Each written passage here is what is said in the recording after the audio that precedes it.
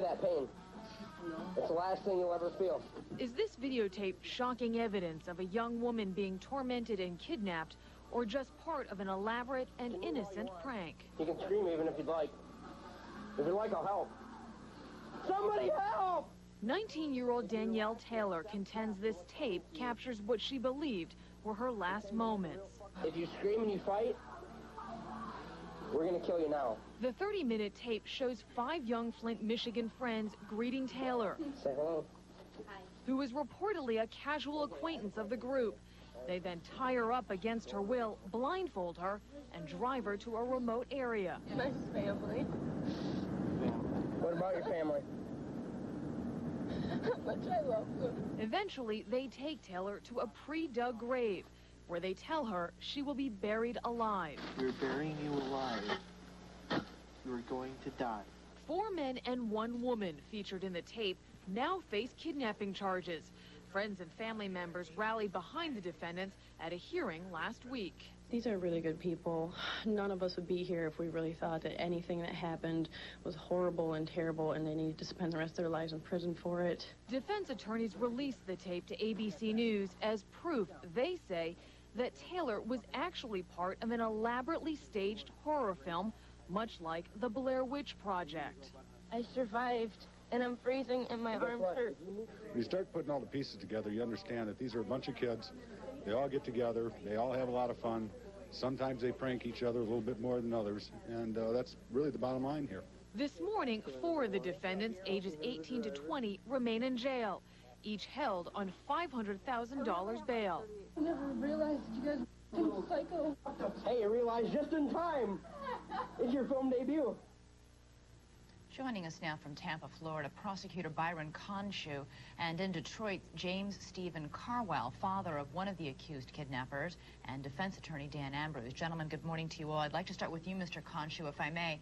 We just heard a defense attorney say this was all in fun. What do you see when you see that tape? Well, the elements of kidnapping include being confined against a person's will. And although the defendants are innocent until proven guilty, we believe that the evidence shows that the elements of kidnapping, felonious assault, and conspiracy to commit those offenses have been met, and that's what we'll ask the district judge to bind the defendants over on. But when you do watch the tape, Danielle at times does seem to be rather calm, and afterwards even jokes with her alleged kidnappers. How do you explain that? Well, I'm not a psychiatrist, and a lot of psychiatrists will explain the syndrome, and that's one of the elements that we will be showing in the trial when it comes up. We're very early on in the stages of the investigation. The charges just came down within a month, and there's a lot more discovery to be performed. In fact, a lot of times when we get witnesses listed by the defense, those witnesses give us as much valuable information as our own. Mr. Carwell, parents watching this videotape might wonder what on earth your son was doing. You talk to me now? Yes, I am. Yeah. Well, I knew for exactly that they done things like this before, and they didn't. This was definitely a movie. If they looked convincing, then they looked like actors. There was no intent to do any harm. It was all prank, just young adults, you know, just acting it out. That's all it was. But even you say that when your son came to you and told you that they had made this movie, that this wasn't the brightest idea in the book. True, I don't, you know, I'm not knowing what they did was right, because, you know, it lacks of maturity.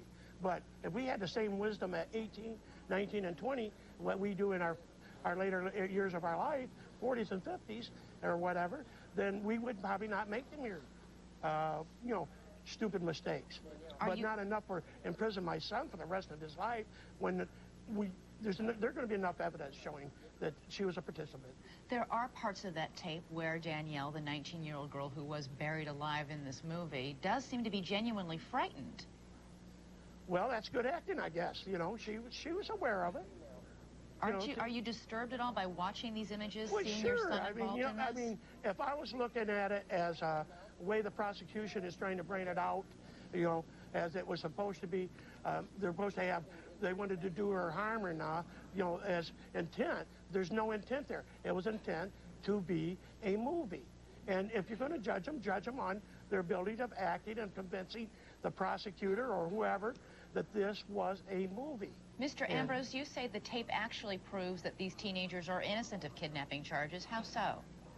Well, if you take a look at the end of the tape, I think that really gives meaning to the entire story itself, the entire tape itself.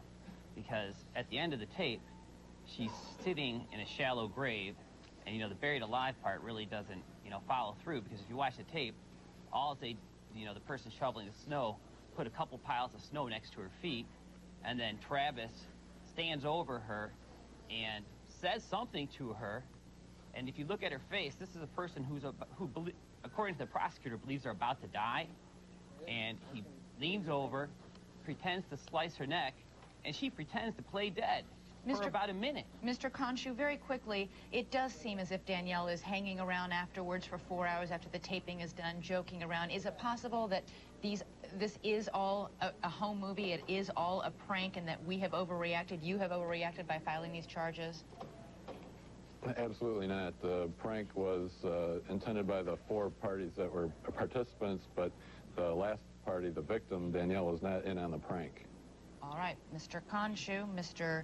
Carwile, Mr. Ambrose, thanks so much for being here. I'm sure we'll hear more about this case as it evolves through the court system.